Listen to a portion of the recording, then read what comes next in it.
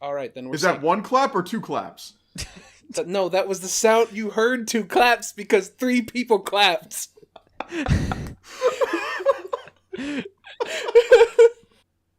Oh, hey, yo, everybody. My name is Hate. Fuck. Oh. You really went with hate? I mean, we explicitly said don't go with hate. I'm a hateful individual. Yeah, but that's a verb. Fine. Like, we are nouns. This is frog. I am moth. Oh, I see how this is. Yeah, you have to become an Everyone animal. gotta hate. Just add an R. Just call yourself hater. Hashtag we... Yeah, hater. Fuck you. David Hater. Alright. Silence in the fucking courtroom here. Here, one sec. Before you start, I'm gonna switch chairs because this one creaks like a motherfucker. One sec. You're fine.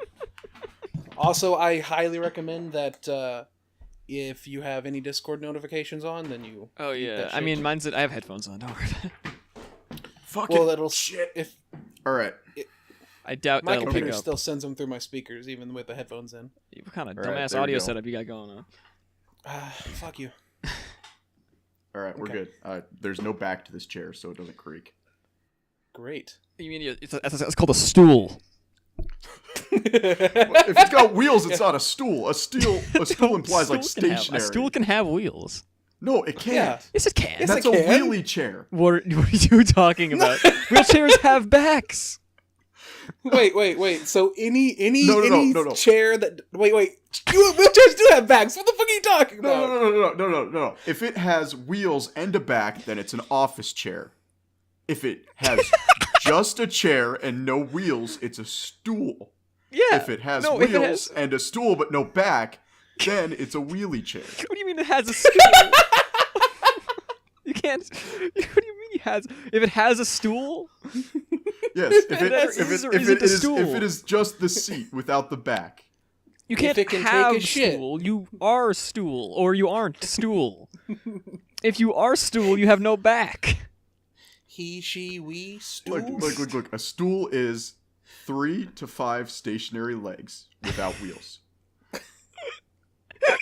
Wait, why is it that's so arbitrary? 3 to Why 5? No more. Have you ever seen a chair with 6 legs that wasn't an office chair that had like the podium and then just the tentacle branch? Have you ever seen a chair with more than 6 legs, period? That's my question. I mean, well, like, it depends, because are you counting like the center post and then the wheels that branch out? Is that considered like 6 legs, or is that just a center podium with vines? Vines? Roots. Vines? I don't know tree anatomy. Roots. Roots? Have you only ever seen a stool in the natural? Those free-range stools? Just go out to the Schwarzenwald. There's just a bunch of freaking stools from IKEA just chilling in the woods waiting to be harvested. Fucking grazing and shit. Now there's the free-range stool farm. You know, we still haven't done the intro yet, and we just wasted 2 minutes. This is the intro. All right, fine. We'll do it live. Fuck it. Oh, Jesus. Hello, everybody. Jesus Christ. Hey there, everybody. My name is Engrish Mike. I'm joined with the eldritch abomination that is the Frog King. That's me. And the cryptid that knows no bounds, the Moth Man. I'm also a civil engineer. He also has a real boy job. Gay. And this is We Hate Anime. I think. I think so. Name pending. We got to go to the patent office on it. Yeah. Has not been trademarked yet. May already be taken. That's actually, yeah, you have kind of a point, actually. Wait, I can Google this real quick. Hey, I don't care. I was highly considering taking the Weebcast because Jeff Thu hasn't done shit with it. I'm calling you out, Jeff Thu! Fuck you! We Hate Anime Podcast. Let's see. Do we even get this name? Do we? Oh, wait. There is a We Hate Anime Podcast. It was last updated 2 years ago by a bunch of guys. Three. Yeah, we got a bunch of images that look like some Parappa the Rappa bullshit. They're fucking dead, kid. The last episode was called Young Black Jack. Well, Young Blackjack was actually pretty okay. Like, oh no, I was reading it like Jack Black. Young Blackjack. They put his last name first to actually keep the weeb aesthetic. it's the Jack Black biopic. And this is how I got into that terrible movie about the Goosebumps. You know, weirdly enough, that wasn't the worst kids movie he did. I still think that falls to like Oliver's Travels or whatever the hell. I was about to say Oliver's Travels. That fucking film. I think I made it 25 minutes in, right when he gets to the island and the good shit should start, and it just fucking nopes. Yeah, I love Jack Black. I considered him like my god when I was a child, and like that movie came out like I think a few months or maybe even a year after School of Rock, and that movie's kick ass. And I was like, yeah, Gulliver's. Oh no! No. He had to. No, this was after Kung Fu Panda, so like this was it? after Pick of Destiny. Yeah, like Gulliver's Travels. I want to say is 2011. Oh my god, Kung Fu Jack Panda's Black, old. Gulliver's Travels. Like, after Hollywood had sucked the... 2010, there we go. Yeah, 33 on Metacritic. Like, when Jack Black going shawooby-dooby doesn't save your movie, nothing does. I don't think I've ever seen that movie. Just R.I.P. Jack Black being revived as a gamer.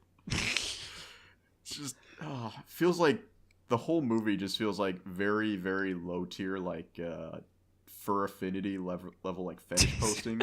You got like the gargantuism fetish. You just that movie creeps me out. I bet you there's a deleted like vor scene, 100%. Just to get a Jack Black joke out. Oh yeah, like it's probably like oral and anal vor, 100%. And Jack Black wanted it in, he fought for it, but they took it away from him. Tragic. Honestly, so anime this week. We are 5 weeks into the season, and I can actually say that I finally started dropping anime. Oh boy. Frog does not really watch seasonally because he has a soul. I do watch seasonally, just not this one, except for like I started watching Sarah-san because you guys told me to. Yeah, that's gonna be a topic of conversation. I do have a problem with it, a couple problems with it, but it's good. I like it. Just a couple. You know, a bunch of 13-year-old boys. That's fucking not each the other, problem. Dressing up like girls. You know, that's not the problem. There's nothing wrong with 3 young men eating out a zombie to completion. There's nothing wrong with that. Just problems with it are mostly like the repeated footage every episode, but there's actually like it's not actually repeated. They just use very similar animations each time. The cop song is repeated. Well, see, that's the thing. My wife has a theory about that he's actually trying to the director, the guy who's done like Yuri Kuma and Penguin Zo, Nato, Shoujo, I don't know, the Penguin one. He's doing the Monster of the Week thing because back in the day on like the thing is I don't mind that, right? Yeah, like Ultraman. I like Monster of the Week. Yeah, and that's what they're doing because like back in the day, I mean, you watch Sailor Moon, she used the same takedown technique for 60 some odd episodes over and over and over again, and we ate it up like idiots. Yeah, but now the difference is I didn't targeted really audience. Watch Sailor Moon, but yeah, the target audience, we're now in our 20s. We're not, 7, 8 years old. We notice reused animation now. So it's like, why are you... I mean, here's the thing, right? Like, the difference between, like, little small clips of reused animation and, like, entire scenes is very, very different. So, like, I'll watch, like, the Gurren Lagann scenes of, like, transformation, and I'll be like, yeah, okay, I get it that it's repeated, but it's whatever. It's, like, 10 seconds long. But these are, like, full 2 to 3 minute scenes that are getting repeated. Well, and the thing is, they don't change their attacks at all. And I get it. That's their signature attack is frisbee disc to anal bead pullout. Like, I get that. But it's just not enough. It's not. See, I really don't agree. And I think it's because I am just balls deep into tokusatsu where repetitive Monster of the Week shit, like, it's all over the place. And I do not see a problem with a limited or reused animation so long as it's in service to what it's trying to do. And I think Sarazanmai is doing it really well. And not only that, but the animation that is reused, like that fucking otter scene, I have never once even thought of skipping it, and I've looked it up on YouTube to rewatch it and re-listen to it. Which one? The cop one? Yeah. Okay, yeah. I did. That song skip it is so fucking catchy. No, it is. It is my favorite scene from Persona. Is that song? Oh, wait, what? I remember you saying something about that on Discord, and I called you out about what the fucking moth are you talking about. No. That was something else. But that scene just it hits me so hard with like the Persona 5 intro where you wake up in jail. It's not even funny. It's just there you are. You're in jail. It's over again. I don't really see it. I don't see the connection between I mean, they are cops, but I mean, the thing is, like, when they get the guy that they kill, they're always like on the accusation table or whatever, and they're like, "Ah, you fucking dipshit! I'm gonna shoot you," and then they shoot him. I think that's what he's referring to. Because they do kill them. Yeah, they kill them. They get rid of these guys that no one's gonna notice if they go missing. Well, actually, what they're trying to do is harvest desire. Yeah, but then the cop is stopped. Them disappearing is not part of their plan. That's the part that's going awry for them. Yeah. Yeah. I guess Otter is like the big bad, and they're like. Well, I get the feeling that the central theme of this anime is repressing deviancy to fit into society. Like, that's what I'm getting from it. I mean, I was going to say that the central theme is connecting to people. I don't know where I got that idea from. Just throwing it out there. I mean, maybe the fact that it just uses the same like naming title of every anime that's like trying to be witty. Like Tenchi Muyo's with its no time for intros. Like every episode is no time for princess, no time for demons. And it's like, I want to connect, but... You're right. I never noticed that about Tenchi Muyo. Mostly because I was too busy being a 7-year-old child touching my penis. Yeah, no, that's... we could go on that on a later date, but I'm going to go on a rant about how I'm pretty sure Adult Swim didn't check the first few episodes of a couple of their shows. Or not even Adult Swim, Toonami. When I was a kid and they like started airing Outlaw Star and stuff, and there's just full-on sex scenes on primetime television for children. I'm like, oh, jeez. Oh yeah, that was there, but the Tenchi Muyo in particular, I don't know about Outlaw Star. I actually somehow missed that show. Tenchi Muyo, they edited the absolute shit out of it. Oh yeah, because there's way more titty in the actual thing. Well, no, because I have the OVAs, and there's, like, I think only 2 episodes where they really highlight that aspect of it. And that's just because when I was a kid, like, my dad was like, oh, yeah, my son is retarded and likes anime. And so he'd buy me these things and never watch them. And I'm sitting there, I got the Love Hina DVD box set. Like, I got everything. I'm just like, I wonder why I grew up to be an idiot. Yeah, I wonder why you grew up to hate all the things you hate, because it sounds like your dad was punishing you with these bad shows. I'm glad we have all the perspectives going on here. Well, it's of someone who like grew up and their dad was like, yeah, fuck it, and then, or someone like me where I was like tangentially aware of anime and my friends were like, you'd like this, and I'm like, no, and then I would like go home and just be like, no one can know. I remember like my father was like totally supportive of me liking anime for some reason. It's really, really weird. But I think it's because he thought you were gay. Probably. It's possible. I mean, like, I tried to get into cheerleading at one point and, like, Hell wrestling at the same time, which I guess, like, both show off flamboyancy. But I don't know if you guys remember, but back in the day, Blockbuster just kind of got whatever anime they could get. Like, they didn't give a single crap about what they got. I know. And so you would just go in and you'd, like, pick up a random DVD, and it's not labeled for children or adults. And my stupid ass walks home with Agent Aka, and I'm watching that in the family living room. Oh, yeah. Dude. Okay. It's before your time, Frog. Yeah, I understand that. You are a child. But, like, way back when, we didn't have a Blockbuster for a long time. In fact, we didn't have Blockbuster until Blockbuster was shutting down. But we did have this movie store that was called Hollywood Video. Oh, wait, you live in the West Coast then, don't you? Oh yeah, I live in Arkansas. I live in the Mid-South. I could have sworn Hollywood Video was like primarily Midwest. I'm sure it was. All I really know is that Hollywood Video, whenever it stopped being profitable, turned itself into a pet food store called Hollywood like fucking Feed. Wait, really? Yeah, but like I would go there And I would just like, okay, where's the cartoons? Because I didn't know what anime was until after I watched Akira, and this was years later. I was just looking for cartoons, and I saw this one, and I think it was called Soul Taker. And all I knew is that it had the Goku characters look, and it wasn't anything like that, but just anime.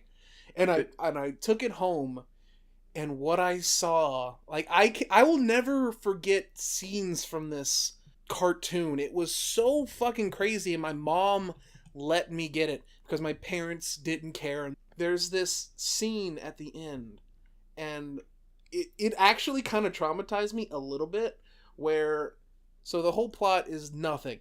Like in 90s OVA fashion, the plot makes no sense and it's just weird and flashy.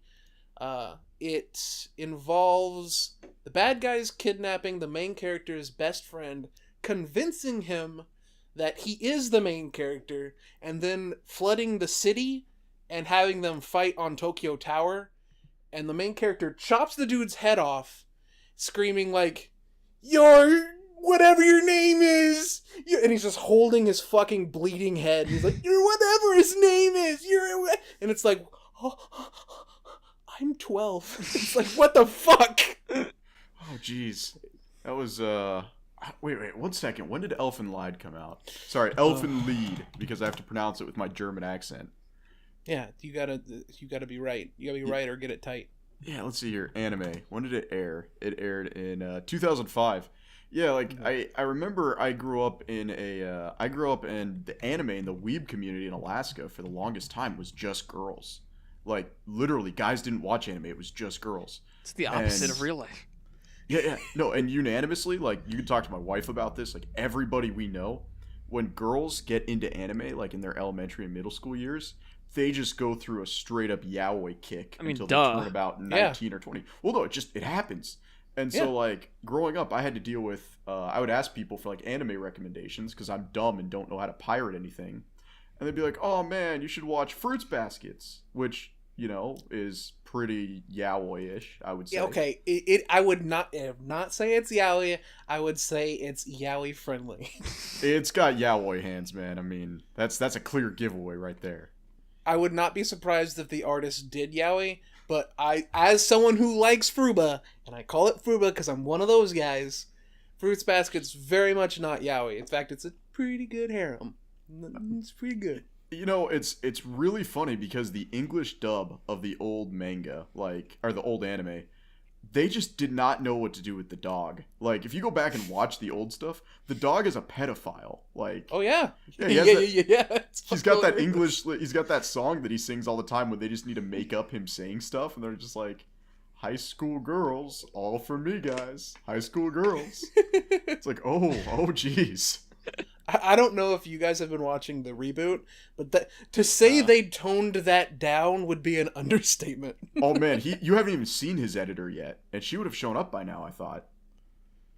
Because he's either a mangaka or an author, like in the story. Oh really? The writer is it has a self-insert? No, it's not a self-insert because I'm pretty sure the writer's a woman. Yeah, I thought the writer was a woman. I wasn't sure. Let's see here. Fruits Basket mangaka. I'll find out for you. No, there's no way this is a dude because this has like this older like Japanese lady mindset where it's like she's a mangaka and it's just this weird like women almost want to be abused kind of thing. Like they want men to have complete control of their lives. I wouldn't say that's in Fruit Basket. I would say that you're right that is a thing, and it's very weird and creepy. And there is even like an element of like glorifying kind of abusive behaviors in not Kyo, but wait, is it Kyo? Oh yeah, the cat, because he's literally spoilers. He's literally a fucking monster. Yeah, no, he is. I mean, they even drop it like in the first 3 episodes. They're like, please don't transform. So it's let's see what else she wrote. This is Natsuki Takaya. She did Tsubasa. Like Tsubasa. Reservoir Chronicles? I don't see that. They did Lizolet and the Witch's Forest and Tsubasa. But like tell me, Honda, the main character. What can you tell me about her personality? What is her personality as a character? You mean Toru? Yeah, isn't her name Toru Honda? I don't know. I just know it's Toru. I'm really bad with names. Okay, now I feel dumb. Let me double check that. Probably is Toru Honda. I remember thinking. Yeah, it's Toru Honda. Yeah. Does this mean that we can is the true OTP Toru and Subaru? No, because ReZero was terrible. That's something we can agree on. Moth ReZero is garbage. Well, I mean, we could do an entire episode about isekais. But I'd have to watch ReZero because I actually I have a couple friends who love ReZero to death. And they try to get me into it, and I watched the first episode, and I just it's boring. I just kind of thought it was really boring, and I don't know. I mean, it has an interesting concept, but it's not like it hasn't been done before, right? It's just Groundhog's Day. Yeah, but it's just Groundhog's Day. But it's less interesting. It's less interesting Groundhog's Day because at no point does he try and kill himself. It's isekai. Does he try and kill himself? I think he does. Groundhog's Day, yeah. Totally does. Yeah, he drives off a bridge like 3 times. Yeah. Does he? I fucking don't like that show, so I didn't watch Groundhog's more than Day or ReZero? ReZero. No. Groundhog's Day. He drives off a cliff. No, he kills himself. He kills himself in ReZero. At least, I mean, I've heard he does. I haven't watched it myself. Well, no, that's actually Fruits Basket falls into my #1 complaint, primarily with harem animes. And I get that like harem animes do this because this appeals to their main audience. But the fact that the main character is a sheet of wet paper has always driven me nuts. Yeah, I mean, I'm not even. I wouldn't even argue with you. The thing I like about Fruits Basket, Toru does have characterization, but there's not enough of it. In fact, it's something that I really love about the quintessential quintuplets is that every single like character seems like what you're describing, a sheet of wet paper, because they're just these archetypes. Even the main character is just an archetype. But I could tell you stuff about every single character in that show because they all get developed. And even Yotsuba, who's the most boring one, she's the one with the bow tie. Like, her whole thing is that she's Genki and she's a sports star. It's really just ugh. But it's her whole development ends up being that yes, she is boring because she puts her sisters first and hasn't developed her own like wants and needs, and that becomes her story arc, and it's so fucking fascinating. Like I 100% agree with you. Harem can be like that. That's why the standouts are so amazing. Stuff like Oran High and Quintessential. I would say Toru's like the main flaw with Toru is that she's too perfect for in every situation. She always knows the right thing to say and it's really obnoxious. But I'm already in because I like Kyo and all the characters. Who was it that made this video? I think it was Gaggle. He made this really great Gaggle. Okay, I understand. I hated Gaggle for a long time. No. It's Gaggle is fine. I just can't agree with him on taste. Like, Gaggle is fine. He's a 1 million subscriber YouTuber who talks only about anime, and that's really cool. I've never liked his taste in anime, so I actually much prefer Mother's Basement when it comes down to those kind of things. Apparently, Mother's Basement has some like horrible background drama I'm not aware about. Oh, dude, Twitter's full of it. Like, I don't know. Twitter. It's great. Apparently, Mother's Basement did some like horrible, like terrible things. Like he was human trafficking people, like with balloons filled with cocaine. Like I don't know what it is, but every time I bring up Mother's Basement, everyone's like, "Oh, he's a monster," and then I'm like, "Why?" He's not a monster. It's like everyone just doesn't like him. I mean, the problem. Not everyone doesn't like him. It's just he's not popular with a lot of people, I guess. The problem with Mother's Basement is twofold. Number one, he has turned himself into anime game theory essentially, and not the current game theory, which is actually kind of good. Current game theories, if y'all haven't watched game theory in a while, it's not like the Persona video. It's not shots in the dark and fucking hitting nothing, and it's not FNAF every 5 minutes. And he's putting himself more in the videos. Anyway, regardless, he's turned himself into anime game theory, so he'll make a video on like an unfinished show, like what's in an OP on that Rascal Girl Senpai. He did a what's in an OP on Rascal Girl Senpai, and he tried to read into a scene in the OP he was trying to put metaphorical meaning in it, and then the last episode that wasn't even close to being out yet at the time was just like, no, this is just something that's in the last episode. And oh, so you mean it's like JoJo Part 3's intro, where Jotaro has been punching at nothing the whole time, and you find out in the last 3 episodes it's Dio. Yeah, it's like that's a perfect actually example. If Mother's Basement had decided to make those JoJo OPs that made them so popular, the analysis of those, before that Part 3 was over, he would have done that. He would have been like, why is he punching at nothing? It's like the ephemeral chase of trying to reach your goals. And no, he's punching Dio. Oh my god! Like, no, he would have missed such obvious things. And that's just sort of what he's been doing. If a show's really popular, he'll do a what's in the OP on it before the show's even finished. I think he even did that with Mob Psycho. And I think the show was over by the time he did it, actually. Maybe. I don't watch every video he puts out because most of them are like terrible. What's the video? How to be a harem protagonist is probably my favorite. Just because it has my all-time favorite line from him. Under no circumstances should you end up with your sister. She's your sister. I don't watch his how-to because there's something about the fake 40s radio announcer voice that just it's like fucking sandpaper on my skin. I hate it. Well, what do you say, chap? What's so wrong with that voice? There's nothing wrong with it if you can do it. You know, for a nickel, I could have a bunch of those people come and beat your ass for making fun of our voices, son. Okay, so we got that out of the way, and I think we spent way too long talking about just benign things here. What else is going on this season? What have you guys dropped? What have you watched? Where are we going? It's been very slow for me this season, dude. Like I said, the only show I've watched from the season is... Sorry, Sunrise. It's kind of... I was taking the opportunity to go back and watch stuff I haven't watched before. Like, I think I mentioned in A-Gate today, I actually started Death Note, which I've actually never seen, and people think that's insane. Nah. And it's cool. It's good. So I'm pulling up the Crunchyroll list because I haven't actually pirated anything in years. And this is not me just like trying to clear my name in case the statute of limitations gets brought up. Officer, please. Like, the moment I had a career, I just stopped pirating stuff. Yeah, I mean, I just use Crunchyroll too nowadays. It's good. Yeah. Well, nice. Hulu apparently gets like 5 or 6 animes each season, and I mean, I don't know what happened with Amazon Prime, but they like snuck in and grabbed the Evil Circus and Dororo. Like, they just grabbed them while nobody was looking. Yeah, Amazon Prime is still getting good stuff. They're just stopped locking it behind extra subscription services, which is great. Oh, that's actually. good. So, they looking took at the Made in current Abyss season, last a couple years ago too, didn't they? Mm-hmm. Yeah. Mm-hmm. So what's going on right now? We got on Hulu, we got One Punch Man, which we can talk about later. Oh, that's a train wreck.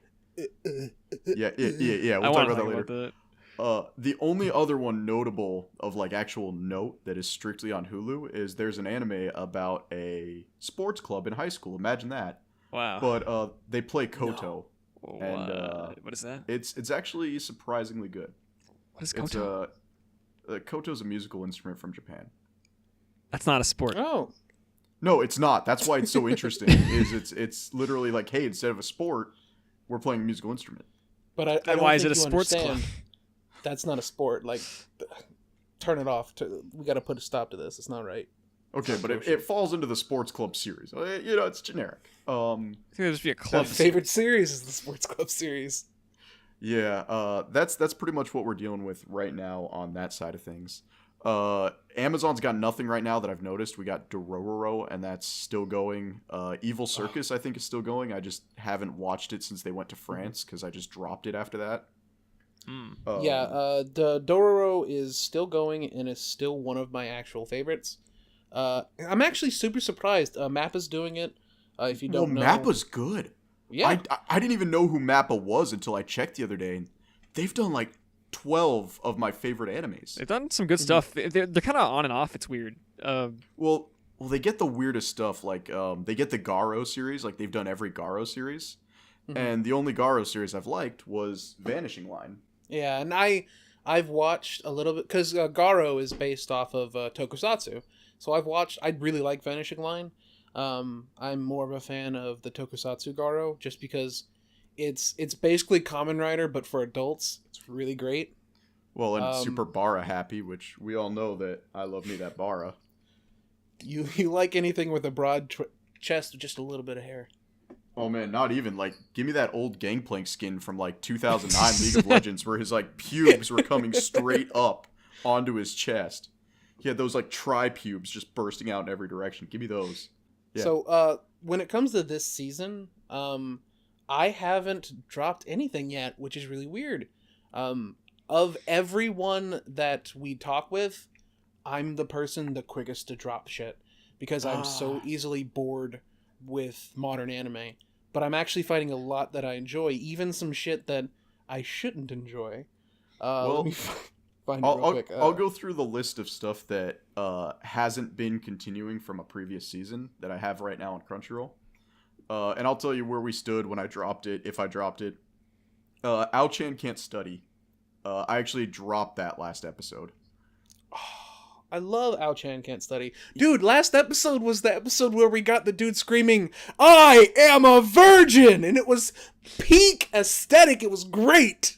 Maybe I need to go back and watch it, but I don't know. I don't like fan service episodes, and when episode 4 had me right at the edge of not watching anymore, and then episode 5 starts with fan service, I just dropped it. Maybe it's good. I actually enjoyed a lot of it. I enjoyed the characterization. I just dropped it though. Episode 5 dropped it. I mean, it's fair. It's a 10-minute anime, which it's just super digestible. I can get off work and not feel like doing anything, and I'll see Ao-chan Can't Study updated, and I don't have time for anything. I'll just watch it 10 minutes, then go to bed. Cinderella. Oh, sorry. Go ahead. No, it's okay. You mentioned like fan service episodes, and I'm trying to stifle myself. Like, should I bring up Shield Hero right now? Or so? Oh man, is Shield Hero gonna get good again? Honestly, like, I super enjoy it. Like I still do. I'm so bored. Like, I'm actually just bored now. That's totally fair. The last 2 episodes. Last 4? I still I wouldn't. Okay, I would say the last 4 episodes, like ever since the wave ended, and he basically put the king in his place. I've been like sleeping.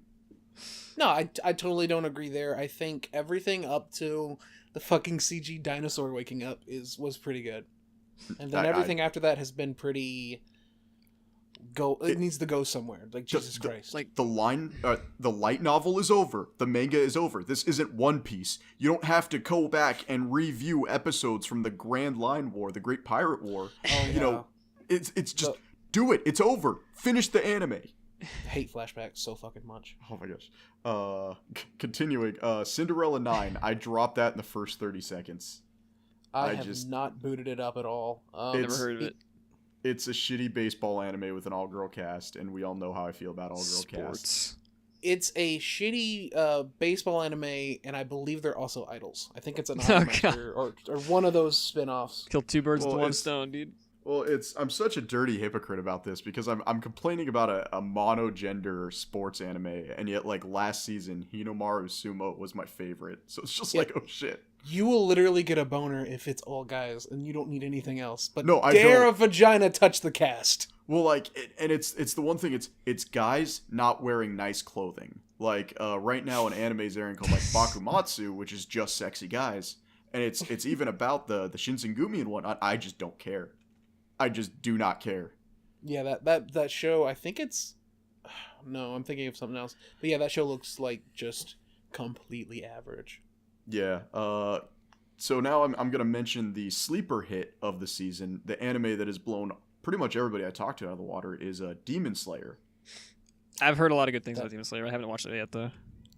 Demon Slayer is fucking Kino. You know what? It really is. And what's funny is Demon Slayer is suffering from One Punch Man Season 1 syndrome, where the mangaka can't draw to save his life. And then the studio that gets Demon Slayer, and I'm trying to figure out who does Demon Slayer. I think it's Production IG, if I'm not mistaken.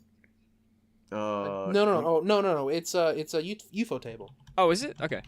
Yeah, and I know that because UFO table is literally the most cinematic animation team out there. They just spend all of their time either doing boring Fate adaptations or boring gacha game adaptations, and this is the first time they've done a shonen. Yeah, you're right. Yeah, you're right. Ufotable. Ufotable. I don't know. I can't pronounce it. Everyone calls it ufotable, and I'm like, it looks like UFO table. I don't know. Yeah, I would guess UFO table because you got to pronounce it syllable wise. I mean, I guess I can't. Yeah, so UFO table's pretty much it. I just call it UFO lover. Ufotable because the first time I heard it was due to Demolition D Senpai introduced me to the world of UFO table and how they don't do shit but boring shit. Like the last thing they did that wasn't Fate or Gacha was that they actually did the Tales of Vesperia anime adaptation, and it's good if you like Tales of Vesperia, but that's not a good Tales game. I would say Tales of Vesperia was my first introduction into the Tales game. So I like to call it Cutscene Simulator. Oh wait, sorry. Not Vesperia. Zesteria? Zesteria. Yeah, no, because Vesperia is, and I will get pitchforked for this later, but Vesperia is the best Tales of game, hands down. No, yeah, you're not wrong. The only one that comes close to it that I've played is Berseria, actually. More recently. Like, that one is just really great. I don't know if I feel like you'll be like, she's got ripped clothes, so maybe, I mean, you can change your clothes later, but maybe it won't be for you, but thematically it fits into the story, but I won't go into that. This is posers. Yeah. No, it's fine. So yeah, Demon Slayer, 2 of the 3 of us who actually watch anime on the current season recommend it. It's good. Watch it. It just gets better. Well, I mean, I plan on watching it. The most recent episode where he defeats the fucking monster of hands is just... Oh, man. And the way they visualize... Oh, gosh. The voice acting for that hand monster, that reminded me of Hisoka levels creepy. Oh, no, I totally agree. Like, it is famous that I don't like Hunter x Hunter, but I love Hisoka, and I totally hear it. Like, that dude is... my skin was crawling, and not only that, but like the actual like tone, like the direction is so great, and the visuals are top notch. Like, you probably haven't even noticed that there's CG all over the fuck of that anime. Oh yeah, no, it's the rabbits and the animals running through the snow. Like, that was the first thing I noticed. I almost dropped it because of that. I was like, "Are you serious? There's CG already? Dude, you gonna give me my CGI bear?" The main character's CG half the time. Yeah, he is, and that's just because his jacket is too difficult to animate. Because like that green and black he was wearing, the Source Film mod that he had on him, like the what was it, like the Counter-Strike Source? No, it was the Half-Life Source, like skin missing texture patch he had on him. Yeah, no, it doesn't look that aspect does not look great. Yeah, so continuing down, I'm gonna try to get through this so we can get to the heart of our topic. Hitori Bochi, I dropped that within the first like 5 minutes. I don't like comfy animes. I think that's, anything about just watching slice of life crap with dumb characters, dropped it. I mean, I can see the value in that one. It looks cute. Hitori Bochi is like literally one of my favorites because it's the most relatable. There's a scene in the first episode where, because it's about a girl with anxiety trying to make friends so that her only friend will continue to talk with her. Because she's like, if you don't make friends with your whole fucking class, go fuck yourself. and not a very good friend. There's a moment where it's the first day of school and she's walking in the class and she sees someone who is off to herself, and she's like, "Oh, okay, I'm not gonna go talk to her because she's by herself. Maybe she wants to be alone. Maybe she's not talkative. Maybe she's shy." And then she sees someone who's talking a lot, and she's like, "Well, I won't go talk to them because they're talking. Maybe they don't want to be interrupted." And it's like it's so peak, like, relatable. Oh, it hits me. I love it. I've teared up like once or twice. And Hitori Bochi is like the cutest creature in the world. She wears this frumpy fucking uniform that doesn't fit her right, and I love her so much. I want her to be happy.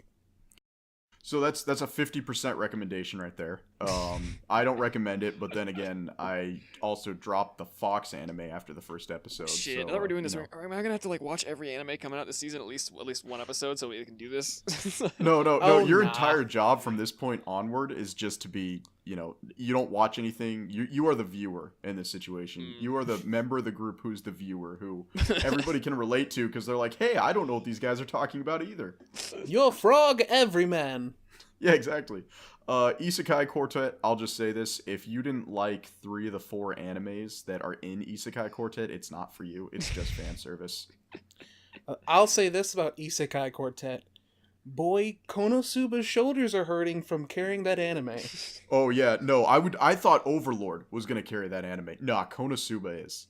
Yeah, every single good joke in that so far has been in relation to Konosuba. God.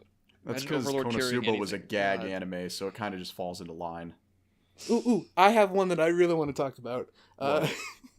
Has anyone watched Joshi Kausei? You know, I'm looking right at it, and that was the one I was going to bring up next, because I didn't even give it a chance. You know for a fact I wasn't going to give it a chance. I watched the first episode. Okay, so for people who don't know, Josei Kausei is an anime that has no dialogue, and it's just these 15-year-old girls gently sighing as things happen around them, and it's you know what it is? It's the new ASMR for the guys who don't want to admit in public that they have like a YouTube playlist of lolly breathing ASMR. There's a scene in the first episode where the girl's just laying on the desk and she's showing her fucking thighs, and a girl walks in and starts fucking playing with them, like slapping them together. Yeah. And you guys tell me I have like terrible taste in anime, and I got Hater over here in the corner just going, yeah, I love watching high school girls slap each other's thighs without speaking. Like, I mean, if you can't love that, can you enjoy life? All right, so another 50%. That can't be it. It's Joshi Kasue, I think. Josei Kasui, I don't know. Joshi Kausei. Is that like that one show that comes out every year that's just like that just blatantly just No. The one that's a blatant porno is Why the Tights. Hell Are You Here, Teacher? Oh, that one too. Yeah, Why the Hell Are You Here, Teacher's the best. We'll talk about that one. Just gonna bullet through the rest of these real quick because otherwise we're gonna spend too much time on this. Midnight Occult Civil Servants dropped it after episode 3. It had a really good idea, but it was just so boring. It's a soft yaoi for girls. That's how I would say it. I think it's really good, not gay enough. Yeah, exactly. Like it sits on that borderline of being gay, but it's not gay enough to hold my attention. It's like I would fuck the shit out of that fucking fox boy. Oh, he's not a boy. He's a grown man. Fat fox man. Fucking. No, he's the scientist, the one who wears a choker. Oh, that. yeah. I mean that one. We can talk about him. We can talk about him. But no, I'm talking about a character that appears in like episode 3, and it's just this fucking androgynous, long-haired, dark-skinned, like golden-eyed Adonis of a little Bishi boy, and I just he's really good. Yeah, all right. So this is now a not safe for work podcast. Thank you. I'm sorry, I'm horny on Maine, guys. Mix, I need to get around to watching, so I don't have an opinion on Mix yet. Moving down the line, Sarah Zanmai, we've already recommended. Yeah. Senryu Girl dropped that last episode. Episode 5 dropped it. I love Senryu Girl. I think it's super fucking cute. I can understand why someone would drop it though, because it's just cute. Well, it's my wife and I have these issues with a lot of stuff that we watch. Like we tend to like and drop the same stuff. I think the only 2 animes we've ever disagreed on was I liked Baki and she liked Attack on Titan, and we didn't like the other's anime. Senryu Girl, it has that issue where you have a developing human being with a social inability, and I get that we have those people growing up, like those people can exist, but like her parents are doing nothing to get her to talk. Like, well, that's actually the thing with her. She can talk just fine. It's just she tends to confuse herself when she talks, and it's not a developmental thing at all.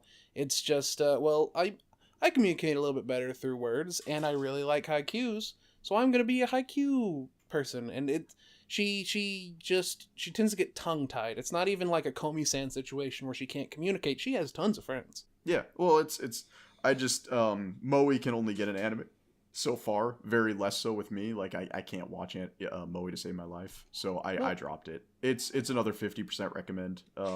I have a hardline Shonen and Seinen side, so I'm not gonna recommend it, but you will. I feel like a portion of the show is just gonna end up being like you guys, these me as your guinea pig to like watch shows you like. Oh, Jesus. once we get to the meat of what the show's gonna be, we're gonna make you watch so much shit, and you're gonna make us watch like your basic taste bitch stuff. I like. Hey guys, I just like a couple things that just are a little more obscure than Rose. Okay, I'm sorry. I just want to watch Frog Kaiji. King is gonna. Well, Kaiji's good, but it's old. I mean, come on. Yeah, but Frog's gonna make us watch that fucking anime of that manga he likes that he doesn't want to watch. I'm gonna Which watch one? it. I'm gonna watch it 100%. Kengan Asura. Okay. I gotta talk about this when it comes out because. No. I'll talk about it with you because I'm excited for that. I'm so conflicted. I'm so goddamn conflicted. I'm imagining like Frog coming in one day into the conversation and be like, "Hey guys, so new anime, you should all watch it. It's called Big Mouth." Dude, come on. Is that how Next little you week think we're of watching me right the first 3 episodes of Big Mouth. Who's with me, right? Is that how much you think of me that I'm gonna come up with? Yeah, actually, though the one it's weird. The one that kind of got new episodes this season, so I can talk about it, but it was only 3. Just because I'm not a hardcore doesn't mean I'm a fucking normie. Come on.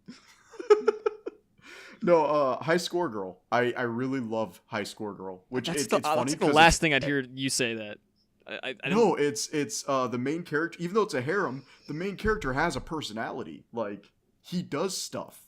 Wait, High School Girl is a harem? I thought it was just about a kid who's like getting with a girl and they're teaching each other to be good at games and they realize they like each other. No, it's a harem because once you get onto the second half of the first season, it becomes a harem. Oh, that makes me less wanting to watch it, but I will eventually. Yeah. So going down the line, I dropped We Never Learn at episode 3. That's just a shitty harem and the main character's boring. No, I okay, I'm not going to argue with everything. I'm just saying We Never Learn, like it has really enjoyable characters. The opening is amazing. Like I don't even think you could argue that it's not. The opening's like fantastic. It's fun. It has some of the best animation in an opening this season, definitely. But I get why someone would think it's boring. It is a harem that has very light harem notes. Apparently the manga is way more overbearing with how much harem-y it is. So they actually toned it down for the anime. Yeah. Weird. And people who've read the manga have said, yeah, they toned it down and I like it a lot more. And I even see that. Like, they aren't pushing for romance super hard. That's more just like, they're allowing it air to breathe and perhaps develop, with the exception of his childhood best friend, because she's had a crush on him forever, so whatever. Yeah. But moving on. Yeah. We got 2 more that are of note, and then I'll admit that I haven't watched the other ones, but why the hell are you here, teacher? I will say this. I want to like it. I want to like it, and the reason my dick wants to like it. Well, no, I want to like it because it's a reversal. Normally, it's like older men with younger girls, or like girls that are the same age as the boys. It's just like the newest thing is like it used to be like teachers. Kawaii cat girls, and now the new thing is like the ara like senpais. So I mean, yeah, but I like it because it's the first anime to do it. But at the same time, if it was just a straight comedy, I would love it. I would love this anime. But it's smut. It is quite literally a hentai because I mean they had to censor every episode at this point. Wait, really? But they censored it in like the best way. It's just this chibi like version of the female character looking mad at the screen and like pointing at a blackboard and saying, "You can't watch this." Is the Blu-ray going to be like uncensored, or is it just? Of course, the it's always uncensored uncensored. are Simo airing. I think you can actually see the uncensored episodes already. Wait, really? No, you're thinking of a different show, and I'm going to bring that one up because that show is. Let's continue talking about this one though. That show is that show is words, boy. Is that show is thighs? words. Is the tights thing? Yeah, no, it's the lolly thing. What? Oh no. So yeah, why the hell are you here, teacher? I wanted to like it, but it's too much of a smut for me. Everything about it is good except for the sheer amount of ecchi. I 100% agree with you. It would be better without it. Because once the porn, this almost porn scene stop, it's softcore. It's not actual porn. It's totally softcore. Once the softcore porn stops, there's character development between the 2 leads, but it's mostly just porn. And they're now going forward are going to move on to the next character, and the next character is the short teacher who is going to be dating the really tall guy, and that just happens to be my aesthetic, so I'm not going to stop watching. Oh yeah, my issue just comes down to the fact that they did that. I actually dropped it during the suppository scene. I didn't even make it past the first episode. But the suppository scene could have been done a whole lot better the teacher could have been like angrily calling him a pussy and being like, just shove it in already, aren't you a real man? It's a second suppository personality. We're now learning what Moth is into. 180 degrees. Like, it became a personality that wasn't her. So I think that, okay, that personality is her because she was, you learn in, I think it's one episode later, whenever, they knew each other whenever they were young, but they don't realize it yet.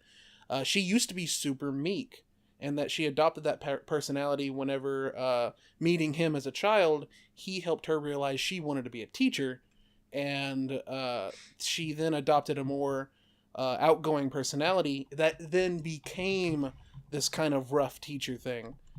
So it's there. You just, and I'm not faulting you for not going further because fair, that show is just porn.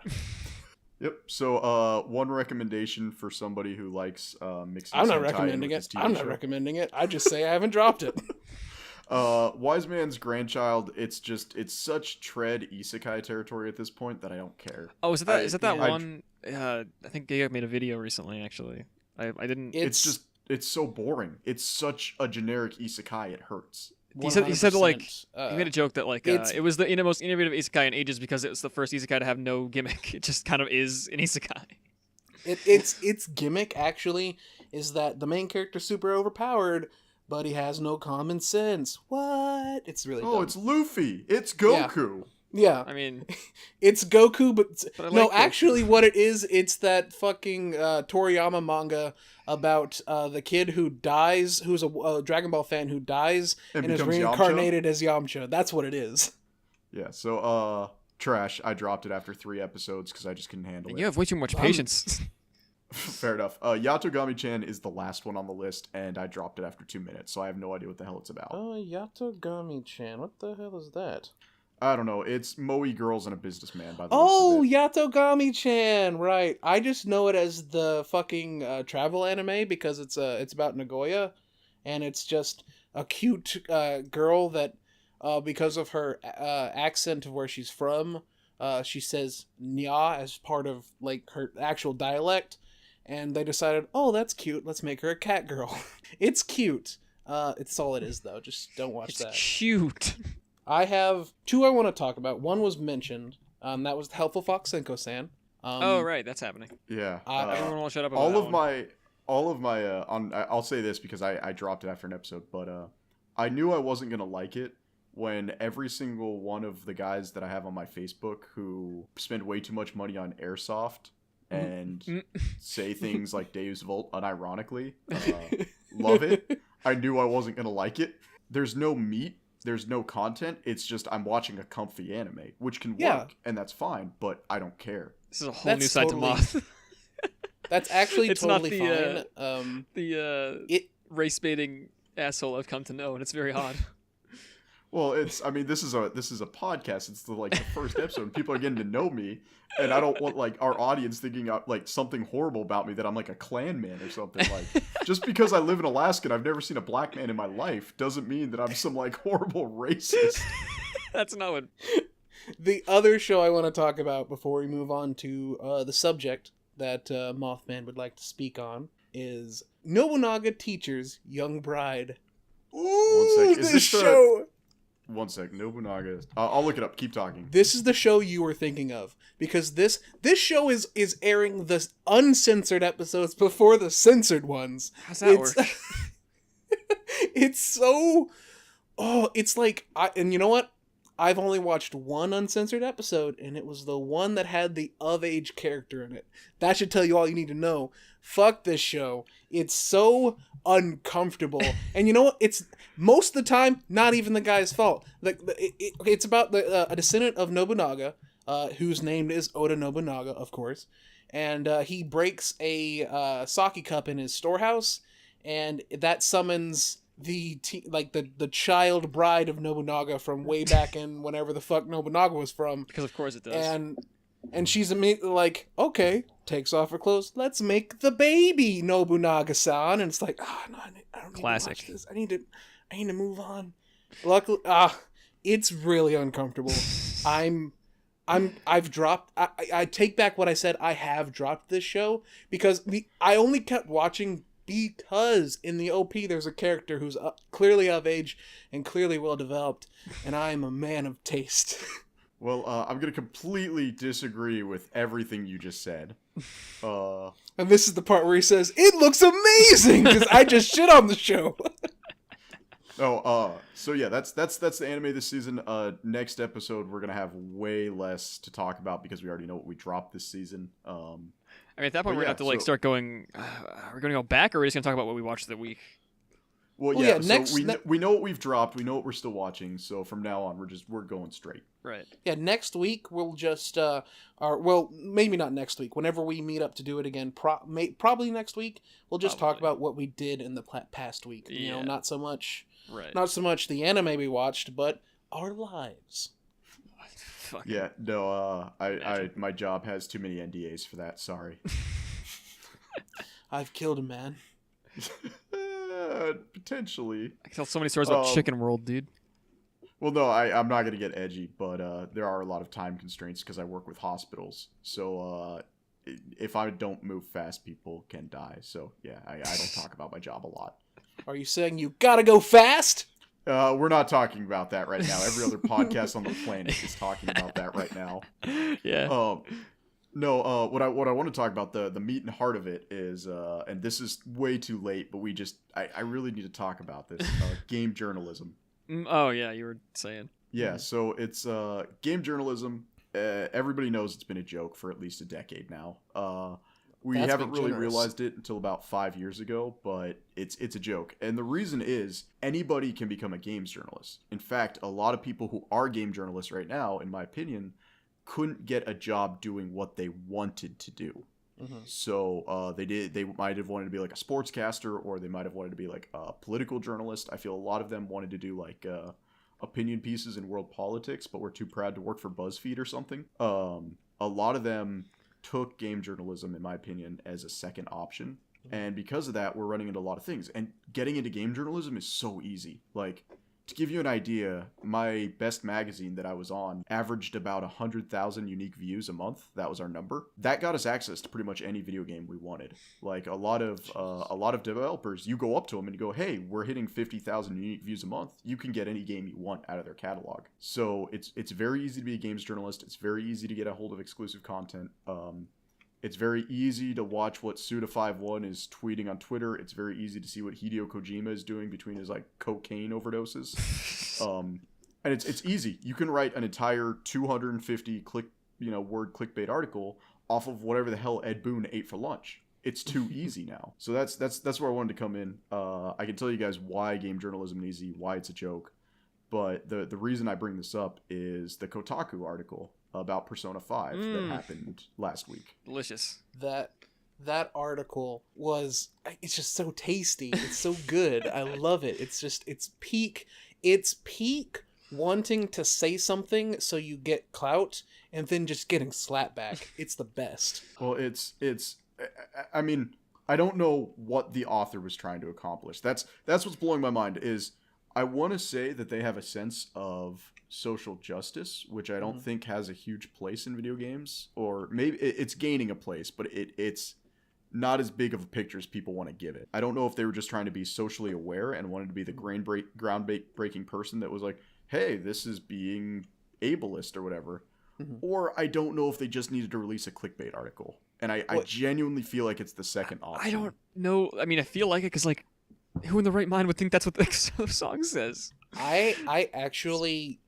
This particular thing, I know almost everything about. So the author of the article, her name is Laura Kate Dale, and she has a history of writing these just garbage articles for mostly Kotaku. This one is only, I would say 50% her fault. And it's because of, and then this was admitted by Kotaku themselves. She basically, what happened is that Laura Kate was putting her feelers out for an article, and someone came to her and said, "Hey, in this version of this song from Persona 5 that they put in the Smash Brothers, kind of sounds like they say retarded." At which point anyone should have gone, "That's stupid." They should have said that's retarded. Exactly. But she heard it and she was like, yeah. And if you listen to it, it's kind of hard to figure out exactly what they said. Well, yeah, that's when I was a kid. That's what English is. Yeah. Let's give them the benefit of the doubt for a second, and let's scale back here. I'll let you keep explaining. But like when I was a kid, and I listened to Samurai Jack's theme song, I always heard it as "Back from the past, back to the past, going home run Jack." And apparently they don't say that. And on top of that, like as you listen to songs, especially with us, like you start to make up your own lyrics. Like with Persona 5, Step Up to the Plate, or Persona 4. I always like start singing when I'm singing in the car. I go, step up to the plate, slap your ass cheeks now. It's time to make croissants today. Like, so I get misunderstanding lyrics. I absolutely guess. Yeah, but you don't ever take it seriously because it's just like a shitty interpretation you make out on the fly. It's like so this is where the article, like the history of what happened, gets even worse. So this person went to her and said, "It sounds like that's what it's saying." And immediately confirmation bias begins. Right. She listened to it and says, yes, this does sound like that. And then she goes to other people and says, hey, doesn't this sound like it's saying retarded? And because she put that in their brains, they went, yeah, that does sound like it's saying retarded. Meanwhile... Okay, but, I mean, this happens, though. I mean, look at the Mob Psycho OP. Like, everybody masturbation. Yeah, like, stand up to your masturbation. No one thought it actually said masturbation, though. Yes, they did. I mean, yes, they did. We're going to get you off. Like, get ready. We're going to get you off, like Mob. It doesn't say is that what? Get ready. We will get you off, Mob. Get ready. We gonna suck you off, Mob. Like, that's what it sounds like. But no one thought that was actually what happened. They heard it and they joked about it, but no one thought that was legitimately the lyrics. Well, it's like Dragon Ball Z where they yell "sparkling" at the end. Until somebody tells you it's sparkling, it's fucking like it's an F-bomb. It's a big ol' F-bomb. Yeah, those dirty people who don't know how to speak English, they just wanted to throw in those F-bombs into anything they can because they know it'll get us. Fair enough, but sorry, continue. I keep interrupting you, man. Keep no, going. You're fine. So she writes the article, which is mostly what you see there, and in the article it even says that they reached out to Nintendo for a comment on it. We'll update the article when we hear back. And they did. That was draft 2 of like the article that was written. And her editor was like, putting it up. Laura Kate didn't even know that he was putting it up. And granted, Laura Kate shouldn't have wrote that article. Like, that article is garbage, sir. Not only that, but the Nintendo reached out to them with a comment, like, I think an hour after, like, not an hour, but like very soon after that the article went live, and Kotaku has this and I know why they have it, obviously. They have this bullshit of we don't take down articles policy. And they have that because they create clickbait articles. And if they take down one that's super successful that people want them to take down, well, hey, they're not making money, are they? Like, Kotaku's such bullshit. I fucking hate them. Well, so that's what happened with that article. And I don't think that article is I think it's a symptom of a bigger problem, actually. I don't think it's the bigger problem. I think it's the symptom. And the fact is that the swimming pool is too small for how many people with floaties are sitting in the swimming pool. Mm-hmm. And it's something actually with journalism right now. Like, we see it with Vice, which I liked Vice a lot growing up. When I was like 18, 19, Vice was peak. But now Vice is just clickbait articles. And the reason they did that is because Facebook and YouTube have eaten up all the AdSense. Like, they have eaten up 80, maybe 90% of ad revenue is consumed by Facebook and YouTube and Google. So now that, these journalists, like, you have to get clickbait articles. Whereas back in the day, my editor told me for like every 10 clicks on one of our web pages we got, he made a penny. So it was like 10 cents for every 100 page views, which, at 100,000 page views, we're making $1,000. That's not bad. On top of that, like, those 100,000 people are going to other articles. That's not bad.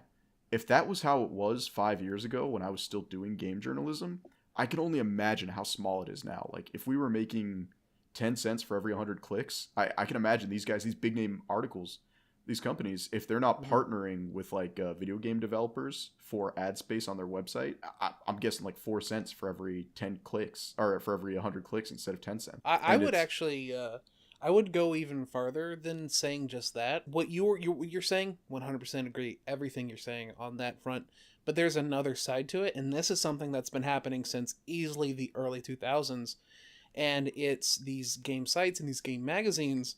They'll be paid to do previews of games and talk about them relatively highly, and then the game comes out and it's fucking shit, and suddenly they have egg on their faces because they did this paid preview that they didn't disclose to anybody.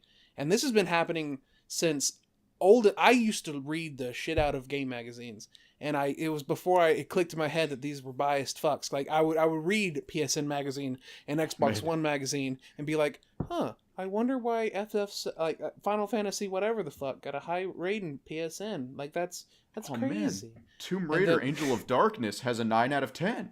Yeah, like it's so like 100% bullshit. They're literally, they've turned journalism, because let's be honest, games media isn't journalism. With the exception, like there are exceptions. Jason Schreier, I think he's an obnoxious person, but he makes some of the absolute best investigative journalism pieces I've ever read, including like other sources, because I read a lot, and his articles are in depth and they're highly detailed, and I think he's annoying, but the stuff he writes is so valuable, and it goes on places like Kotaku, where you turn around and the Laura Kate Dale articles go, and for every Jason Schreier article of that caliber, there are 50 clickbait bullshit. And it wasn't always like that, especially in Kotaku. I was a huge fan of Kotaku in 2012 to 2014. It was right after I got out of high school. And I would just read their articles, and then one day I noticed they did a sports post, and I was like, why are they referencing nothing that has to do with sports? And I won't even go into like what they're talking about. It was weird, and I was like, what is this? And then I started to notice half of their articles are just links to YouTube videos, and it's, what's going on here? It's not why I'm reading this website. And that's when I stopped, because I stopped learning things. I stopped getting news. Like, that's why I love YouTube so much, because that's where I get everything now. Because people there's so much YouTube out there, people have to put an effort, otherwise they aren't going to make it.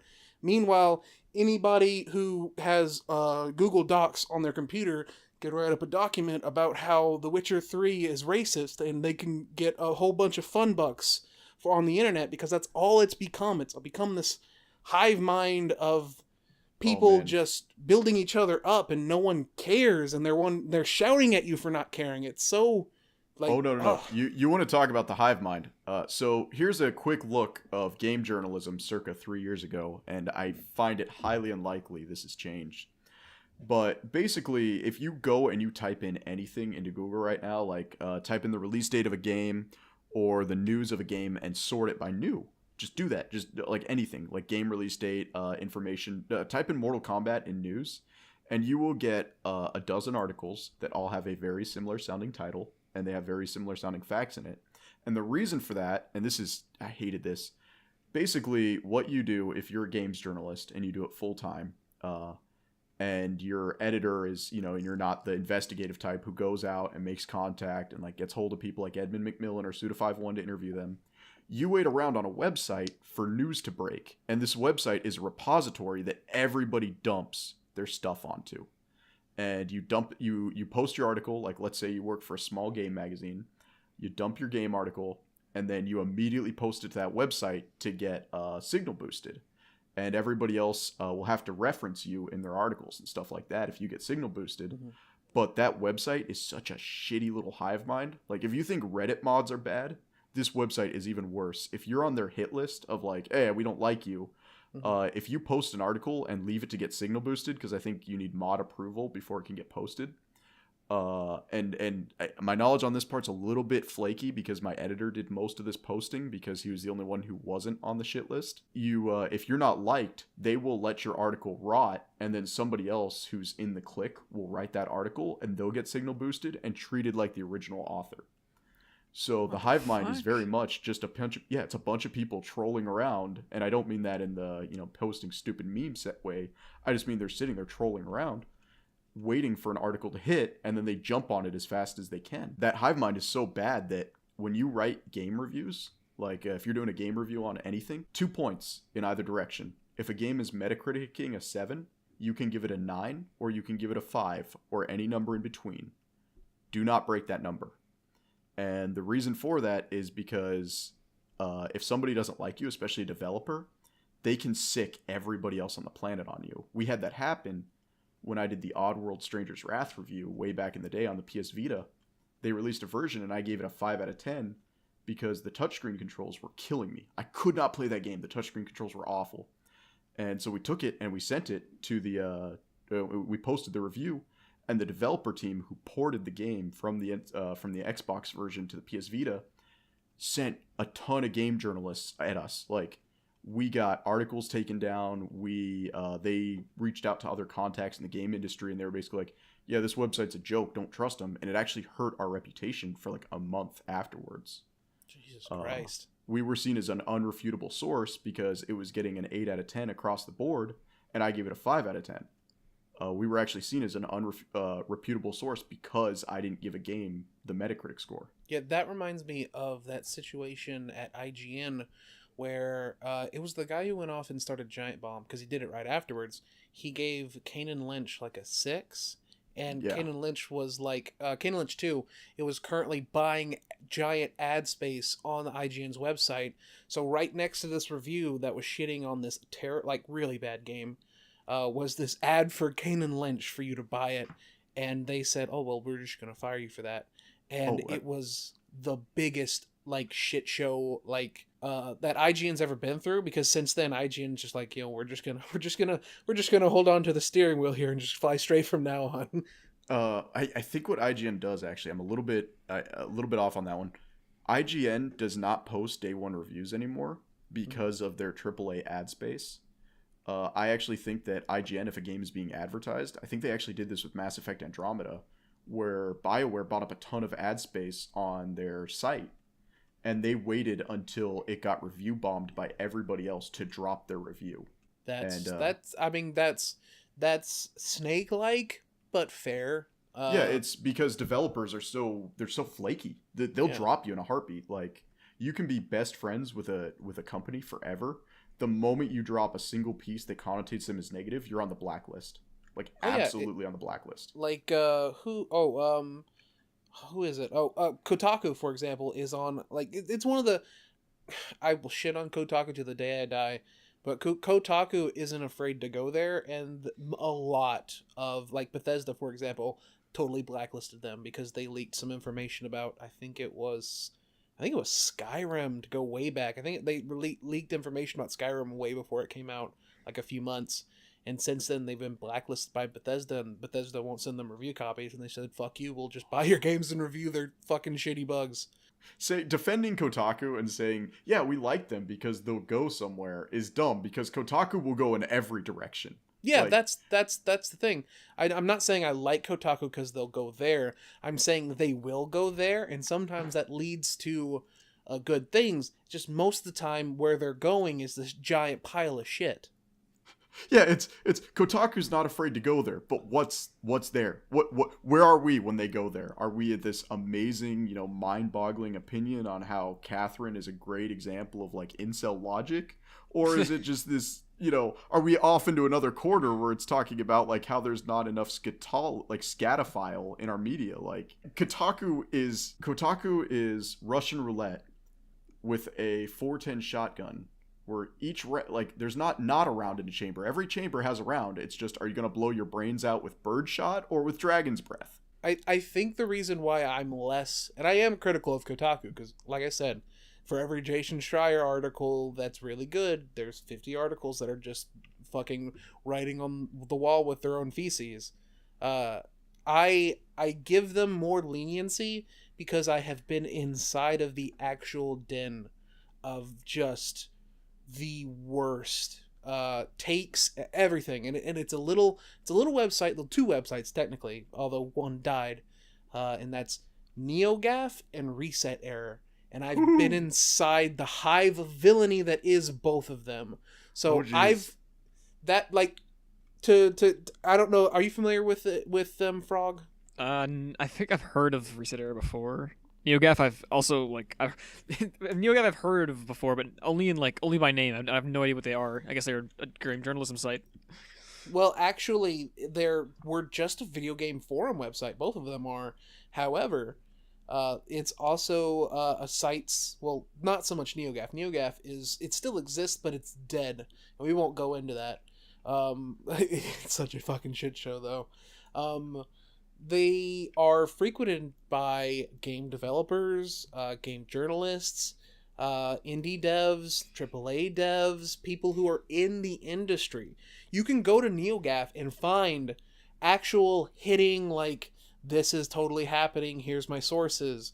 You can go to NeoGAF and see, like, people posting leaked gameplay footage of video games that I believe NeoGAF is, not NeoGAF, sorry, Reset Era is where we got that footage of that Harry Potter game that's totally coming out next year. That looks like it's probably gonna be boring and obnoxious because it's Harry Potter. Hot take.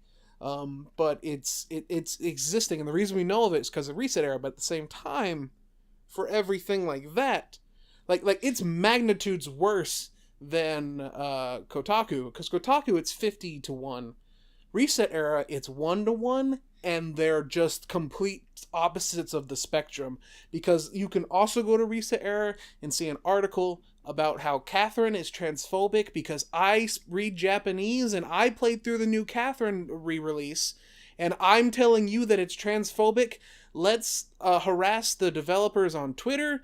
Let's harass the English voice actors, so that they won't do the English voice acting, which they did, and like 2 of the English voice actors bowed out, which is like the worst, because the English voice acting in that game's phenomenal, and now it's gonna be like 2 actors short of like this great voice cast. And it's like the articles that get written on game journalist websites, it's, oh, this is dumb, next. But this Reset Era and NeoGAF is where people coordinate strikes. It's the most toxic place, and I've been on 4chan. It's the most toxic place I've ever been anywhere near. It's the worst. Wild. Yeah, no, it's it's trust me, as somebody who had to compete with these sites for attention. Yeah, no, it's a nightmare. No. Game journalism is dead. Oddly enough, I hate to say it, I trust IGN a lot now. Yeah, isn't that weird? It's weird, because IGN, like, when I was growing up and while I was developing in the game industry as a journalist, even though I dropped out of that, like, IGN was trash. But now it's like, holy crap, IGN, please save me, daddy. We can trust. They're the McDonald's of journalism, and used to be you don't go to McDonald's because it's not healthy. Now you go to McDonald's because everything else is worse. I mean, we got some good stuff. It kills it. Oh yeah. It's just, I got to go to Portland to get Jack in the Box. So yeah. I mean, it's like we've evolved to a place where we don't need game journalism at all, right? I mean, stuff like YouTube, well, just kind of open the door for people to just make independent stuff that's way more personalized and truthful, and just doesn't feel like an entity. I mean, really, like, let's say you like strategy games, so you like Paradox Interactive. Yeah. Go to their website on, like, the contact us form. I don't even think you have to go there. You can literally, at the bottom of every page, is subscribe for our newsletter. And every couple of days, they will drop you a newsletter that games journalists are going to use to make an article out of that literally says, this is what's coming out, this is what we're doing, here is where we are. And they will drop you that every week, and you will never have to go to another games journalist website. I would even go even further than that. I have not looked at a news website for video games in 4 years, and I've not missed anything. And the reason being is because I've started talking to people about video games, having them recommend. Like, there's so many video games I've found because either I've talked to people or because I found really good YouTubers that recommend me these out of the wall shit that I would never even heard of. Like, there's this guy called Nitro Rad, and he's fantastic. Oh yeah, I like Nitro Rad. Him. He actually lives like really close to where I am. Yeah. Oh really? Yeah, he's a Nova Scotian. Fuck yeah. You should like go and be like on his next he did a Eric Andre skit for. He did his own episode of Eric Andre for April Fool's Day, and it was 22 minutes long, and it was amazing. Yeah. What we're saying, Frog, is we want you to go and by proxy give him a blowjob from Hater. Got it. Yes. Just please. A hate blowjob, if you will. Yeah. But I like him. I hate that I love you so much, but I'm not gay, no homo. But I am gay, yes, homo. But I'm not gay, but it's like a transferred gay. Yeah. You I am doing gay, this by proxy. I'm gay, and you're doing it for me. Yes. Okay. No homo. But but going back, like, I get so much of my stuff from people who don't get paid to say good things, and those people that do, like the completionist, for example, if he received a game for free, he's gonna tell you, and then I'm not gonna watch that video because he got that game for free, so I don't trust him. I got plenty of games for free, and my review bombs were great. I mean, it's that's the price you have to pay. A lot of developers, they actually know out of the development cycle, and I think the one that did this was The Force Unleashed was the big example of this. The Force Unleashed 2, the developers went to EA, I think it was EA, whoever was in charge of it that back then. They said, hey, we need, I think it was like 18 months to make a good game. And they said, you have 9, we want it to be out next year. And they said, hey, with 18 months, we can get a 9 out of 10 on The Force Unleashed 2. We can get an 85 Metacritic average. If you give us 9 months, we can't guarantee you above a 65. And the executives actually came out and said, they were like, yeah, do it. Do it. You got 9 months, do it. Because everyone's going to buy it because the sequel to The Force Unleashed 1. And, I mean, it's, yeah. So they know their game's going to be trash coming out. Like, don't pretend for a second they don't know it's not hot garbage. Oh, yeah, that actually reminds me of Days Gone that just came out. And that release is hilarious because reviewers they released that game early so that they had something on the books for the end of the fiscal quarter, I think it was. No, the fiscal quarter ended, I believe. Anyway, they released it way early than they meant to, and reviewers got different builds depending on when they requested their review copies. And holy shit. Yeah, so there are people that got the game 2 weeks before launch, and it still had like 4 more patches to go before it was playable, and their reviews reflected that. Yeah, I don't know what they're talking about, the open biking scenes, because I haven't had a motorcycle the whole time I've played the game. My guy's just been miming driving a motorcycle. There's no texture. There's no model under my guy. He's just floating. Like, I thought I was in the invisible jet. This review is in open access. But the last thing I really want to touch on, because I will bury games journalists alive, because they have destroyed an industry that I genuinely loved. There's this weird mindset I'm getting, and I'm not getting it from gamers, I'm getting it from everybody else, that game journalists don't have to be good at games to review it. Mm-hmm. The telltale. And let me know if you've heard this argument. This is the argument I get. When I watch a gun review, or if I watch a car review or something, like I'm going to say gun review, because this is the best example, because guns can kill you. Fun fact, kids, guns can kill you. It's false. When you're no, I'm sorry, the bullets will kill you. No. But if I'm watching a gun review and someone's describing the gun, like, you have to know what you're doing. You have to know the assembly of the gun. You have to understand how the firing mechanism works. You have to know what kind of rounds you're feeding it. You have to be capable of hitting a target. You have to understand, like, the thread of the barrel. You have to know the ballistics of the ammunition. You have to know what you're doing with the gun so you can compare the specs and be like, I forgot you were a well, K-tard. this 5.56. Well, but still, like, regardless, the guy who's reviewing the gun has to know what he's reviewing. He has to understand terminology. He has to understand the way the bullet's going to feel, the way the gun is going to shoot, what the gun is trying to accomplish. Meanwhile, you got games journalists who can't beat the first level of Doom, and we're expected to respect their review. we're expected to trust them with $60 of our money? Like, that's garbage. Could you imagine if we took a games journalist and gave him a Glock 19 Gen 4 and like, okay, review this. We'd come back 5 minutes later and he would be dead and the camera had never been turned on. Yeah, then the review would come out and be like, it works. The gun doesn't work because we weren't able to get a hold of the journalist to ask how it worked. I agree and disagree with what you're saying. Well, that's okay because you're wrong. Yeah, I know. I'm very often wrong. And the reason why is because I think that there is valuable perspective to be had in someone saying, I don't play this style of game. This is what isn't appealing to me when I'm trying to play this game. Now, granted, I don't think that should be the review. That's why, like, going way back, my favorite way to review things is to have the triple reviewer. Have the primary reviewer who, maybe it's their specialty genre, and then have 2 other reviewers who just go in and say, well, this is something that I did or didn't like that might be different. So you're talking like that style of review. The way, I think it was Nintendo Power used to do it. Yeah, or it wasn't. Was it Nintendo Power? Or was it EGM who does that? I think they both did. People. It was definitely Nintendo Power because I remember their old reviews. It would have 3 little columns, and it would be just words, and in the background of the words would be their number, and it was like kind of aesthetic. I really liked the way it looked, and I think EGM used to do that too. And I'm trying to think of what the other magazine I read that did that. Actually, funny enough, I believe it was Xbox Magazine did that too. And you would get like really. Did anybody read Xbox Magazine? Hey, fuck you.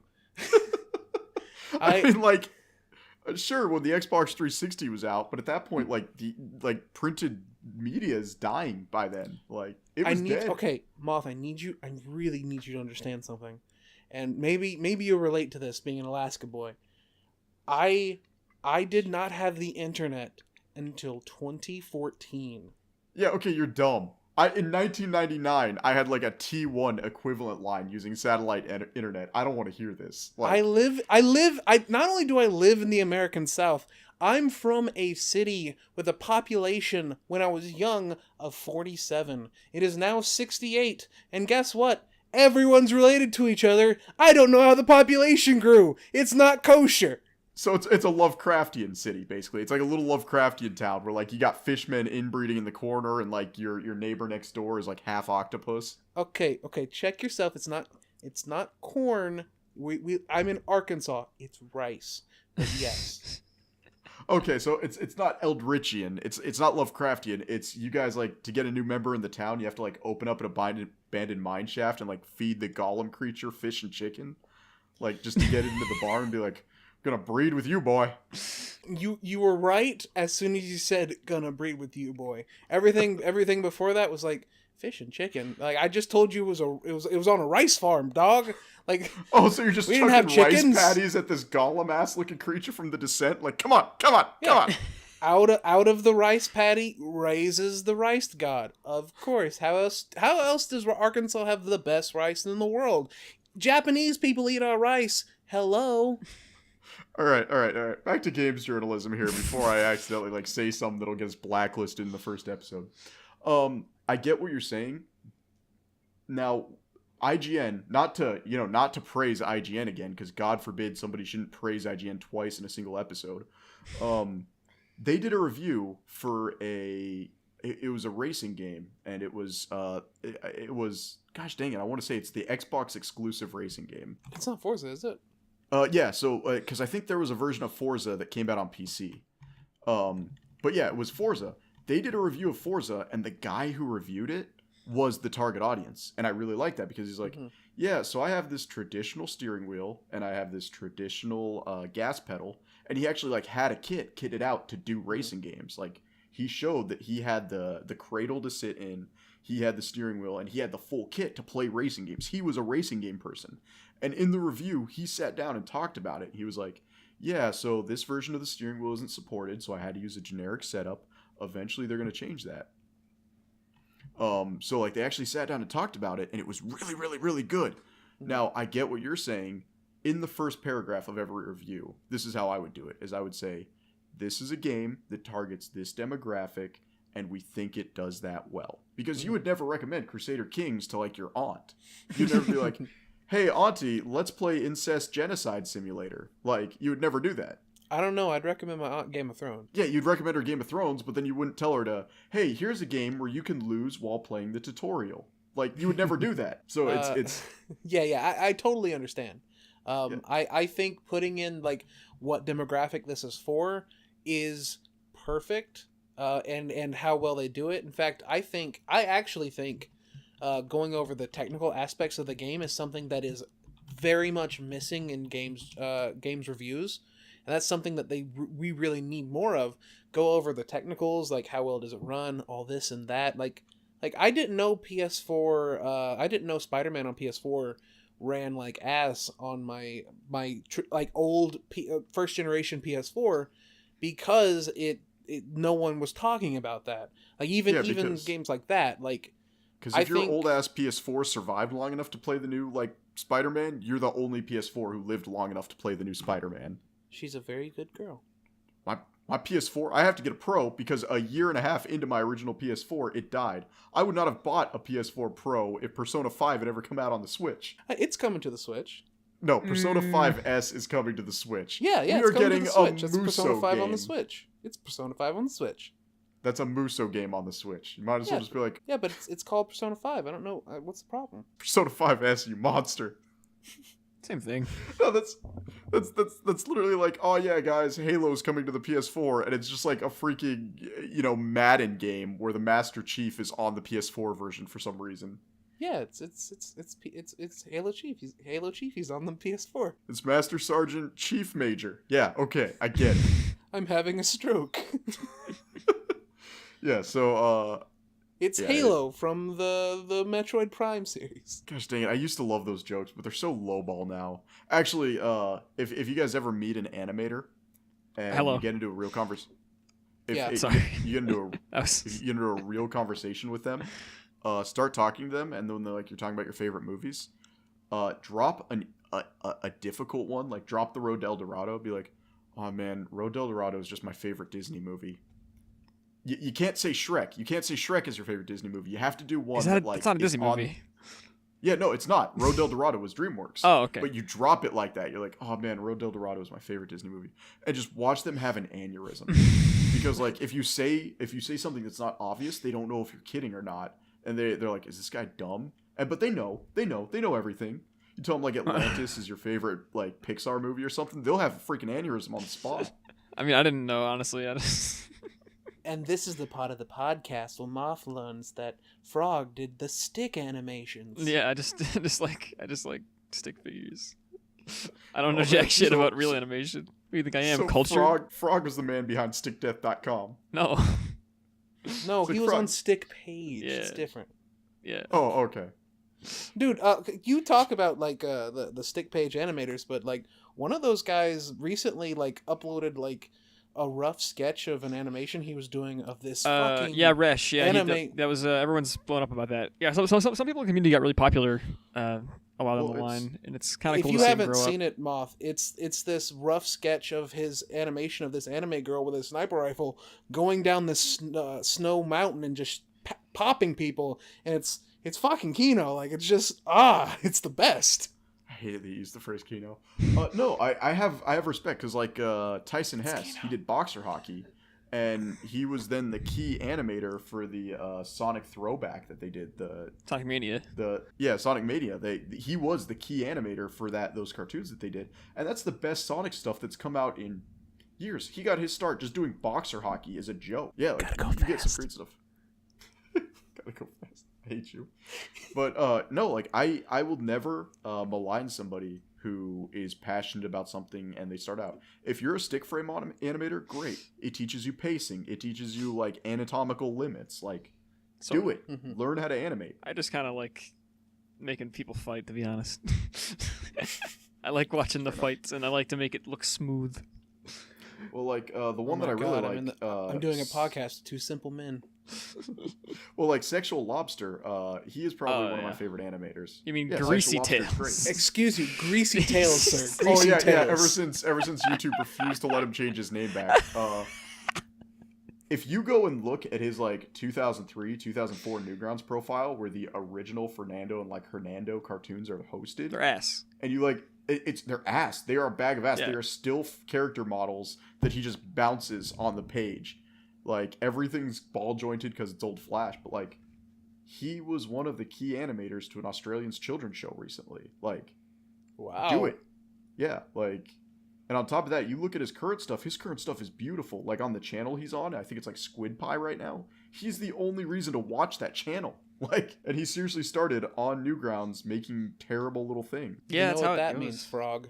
It's like you have to teach me how to be a program. I mean, no, first of all, but I also want to. I want to talk about like the whole like to be C++. C++ is actually not that bad. No, C++ is garbage. You want to know what you should program with? Dark Basic. Oh God. Dark Basic. What was the other one? Mindfuck. I'm not kidding. Learn how to program in Dark Basic. You know the Quake ran off of Dark Basic, right? Yeah. You know, from 1997. Yeah. Yeah, I know. Yeah, I know. These things you're talking about sound vaguely like porn, and I'm into it. Quake? Have you never seen Quake Basic, before? Yeah, not Quake. I'm talking about the Dark Basic. Yeah, man, no. Quake sounds oddly like porn. Like, don't tell him about Dune, man. He'll lose his stuff. Yeah, dude. I'm all about that ass Quake. So get this, man. There's a book series called Dune, and there's a lot of vor in it.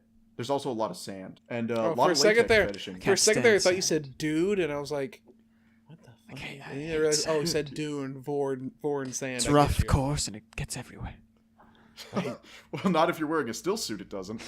No, the reason I bring up Dark Basic is I've tried so many times in my life to learn a programming language, and I failed every time. I can't do Python. I was okay at HTML, but anybody will tell you HTML is a organization language. Don't do it. Yeah, like it's garbage. Like it's so whenever someone's like talking about, they're like, yeah, you know, I'm working on cryo freeze or whatever this stupid ass COBOL or something is. I'm like, got him. I use Dark Basic because that's the only programming language I've ever successfully made a game on. What did you make? I basically swapped Quake assets with Space Invaders assets. And so it was actually just a worse version of Quake, and it actually ran worse, even though the graphics were much simpler. And the character models, I didn't program the character models, and they were flat, so if you weren't looking right at the aliens, they would disappear and just molest you from invisible walls. It's just the worst. I'm trying to make a text adventure game for fun. It's kind of a choose your own adventure game? Yeah, just in C++, like that runs in command prompt of all things. Hey. Oh, so you're basically doing a MUD. Yeah. You're doing a MUD. Yeah. He's going to be a programmer on Trials in Tainted Space. That's what he's doing. All right. If I can like or maybe he's going classic and going Corruption of Champions. Oh, dude, classic. They're making a sequel. Gosh. Round of applause. Yeah. The sequel has images in it now. Well, like they had images earlier. They're just shitty pixel ones. You couldn't tell what was going on. I'm gonna pretend that I don't know what you're talking about. We brought that up in the server. You don't a couple like times. You don't like a little Corruption of Champions? You don't like a little cock? Come on, man. You got a little cock in you. No, I'm a pure innocent guy. I would just go to the desert and I would beat the ant champions, and then that was it for me. That's all I needed to do was beat the ants. The ants were annoying. I didn't like them. See, I really liked mind breaking the goddess and like. This conversation's over. Let's end the podcast, please. Please, let's we've ran out of stuff to talk about. If Corruptions of Champions is the current topic, I was gonna roll back to the whole animator topic about like webgen animators and how they're actually people who started off like as hobbyists kind of made it into a full-time job, but I think we're a little past that at this point. Yeah, I think we're a little bit past it. I was gonna bring about like Baji. Wait, fuck, I can't remember his name. Bahi JD. That's it. And like he's what? Bahi JD. He's like an animator. I think he's. I want to say Irish. Could you enunciate that name for me, please? It's two words. It's Bahi Bahi and then JD the letters.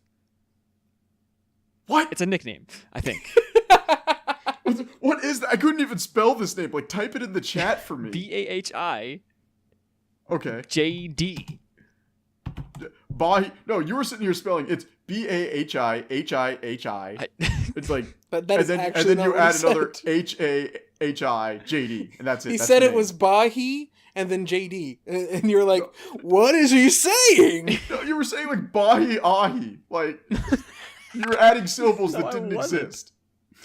He said, it's Bahi, JD, Bahi, JD. He just repeated himself to help you understand, and you're like, what's going on? Is this the clap thing again? Is this the claps thing? Did he clap? So we clap it twice? Is he saying Bahi twice? So it's Bahi, JD? Everyone say Bahi, JD right now. Bahi, JD. Let's do it. My point is Bahi, JD. that he's a WebGen animator who just started making fun stuff. I think he's Scottish, if I'm not mistaken. I don't remember exactly. Maybe he's Irish. I know he's not. He's Western though. He's not Japanese, but he's made big strides in the animators kind of community, and he's made a lot of things you probably know, but just don't recognize his work from because you don't know his name until now. But he did work for a lot of Austrian. Austrian? Is he Austrian? He is Austrian. That is odd. Okay, well I thought he was. I don't know why I thought he was Scottish. What? How the? I never heard his voice. How do you get Scottish out of an Austrian man? Like I would have understood if you'd said like Australian. I've only seen his work. I've only seen his work, and it's amazing. But literally, all he knows about the man is that he's not. He's very foreign. That's all he knows. Listen, I just know he's not Japanese at all, and that's really interesting because a lot of Japanese animators are for anime. Did he work on Ping Pong? He may have. I think he did work on Ping Pong. Yes. But most recently, he does work for Gridman and. Space Dandy. That's it. He did a lot of work on Space Dandy. Yeah, I was just thinking, like, I know this name from somewhere. I was thinking that he might have been one of the people that worked on Concrete Revolutio. He may have been. Maybe, probably not. That's a Sakuga anime that almost no one should watch, and we'll probably talk about someday. Here's a cut he did on. Obviously, people can't see this, but here's a cut he did on Gridman during the last episode. I love this man. Oh, yeah. Oh, that fucking cut is so sick. Yeah, I love this man. He's like known for this crazy, like, wiggly style that's just, like, you can easily see it. I didn't actually recognize him in Gridman, though. He toned it down a little bit because he can't really... It's not obviously Bahi in this shot. Mm-hmm. He kind of tones down his style to kind of fit in with the rest, I guess. Make it look kind of clunky like the rest of the 3D is. And it works really well. But he's known for doing these like, really crazy, erratic movements, and I love it to death. He wasn't working on a Misaki Yuasa thing, so he kind of had to tone down his own style. I mean, definitely... You can even see it in Space Dandy. It's like he's got this crazy like I could go on for hours about Bahi JD. And Papa still needs to shower though, because someone has to work in the morning. Yeah, someone's got to make this money, or the podcast lights aren't going to stay on. Well, no, the independent wealthy guy in the group. I ain't supporting this. You get my voice. That's all you get. I got my voice and my casual Alaskan racism. Fantastic. Is there any better... Well, I was about to say, is there any better form of racism? But I live in the American South, so let's just about no one else. No, if you want to know, like, the best form of casual racism, go read, like, any pre-1980s British sci-fi. Like, just go and read, like, pick up any, like, pre-1980s British sci-fi author's book. And, like, randomly, you'll just guarantee by 20 pages into the book, you'll just have some random scientist be like, oh, yes, we have to deal with the white man's issues, like work and taxes. And you're just like, where did this come from? Oh, boy. That was, like, that's how it was. Like, I could not believe it, but I've been on a sci-fi kick recently, and that's just been it. Oh, yeah. Don't look up the name of his cat. Let's just agree on that. See, I actually didn't know that was the name of his cat. I thought that was the name of the cat from the Rats in the Walls. Like, I didn't realize he also named his cat that. Yeah, that's... God damn it, H.P. You know what's really, like, really, really weird about H.P. Lovecraft? And then, and I'll say this, and then we can move racist? On. Like, it's not that he was horribly racist. Yes, he was, and that is it's not even real that weird because of the time he was from. What's weird is that he has a gigantic following with progressive people. I know, hey, I am one. Despite my southern charm, aka racist jokes, I am a southern person. I am a progressive person, and there are so many people that love his works because they describe like pretty like I don't have to tell you what they fucking describe. It's H.P. Lovecraft, eldritch beings, and they love his works, and then they look up anything about them and they're like, oh no. Yeah, go look up his poetry. Like, go read his books. Well, no, like, the books are one thing, because you can project racism onto a character, and that's just character. But go read his poetry, where he has this entire thing where he wrote this, like, one poem that's super long about like this malformed abomination of a man, and he's describing like the most grotesque, unintelligent creature. And then, like, at the very end, he's like, and God decided to call it, and he just drops the N-word. You're just like, holy crap, dude, what are you doing? Yeah. Fantastic. That was H.P. Lovecraft. But, yeah, so I honestly think casual racism is the best place to drop this conversation now. Like, my soul is a raisin. It's just... Yeah, like, and that's been We Hate Anime, your #1 podcast for casual racism. Oh, that's a great tagline. Sleepycast is gone. We're your #1 podcast for casual racism, guys. I miss Sleepy now. All right. I've been English Mike. Go on, you fabulous men. Exit yourselves out of here. Yeah, I'm known as Frog King. You can follow me on Twitter. Just kidding. Oh, you can, but you can follow me on Twitter. I'll put it in the description. It's at Animikaru. Yeah, and I'm Moth, and I don't have a Twitter because I have better things to do than argue with people I hate online all day. Well, I don't have better things to do. Yeah, like if you ever like create a Twitter for this podcast and you put me in charge of it, like it's just gonna be a train wreck. My Twitter sucks, man. I don't want anyone to follow. No, I'm just gonna fill it with like conspiracy garbage. Like I think garbage. Kate actually does follow it, but I do follow you because you're Thog. Yeah, that's me. Yeah, if we had a Twitter account and you gave me like user rights over it for whatever stupid reason, you just like come back after 3 days and it'll just be 2 days straight of me posting every single SCP from the profile, just one after the other. Oh man, we should talk about SCPs one day. I want to talk about the satellite that identifies as a human being that writes Tumblr fanfiction. And that's been We Hate Anime, everyone. Thank you so much for joining us. I hope you have a wonderful day, Daijo Boo family, and peace out. Is that our outro? I don't say Daijo Boo.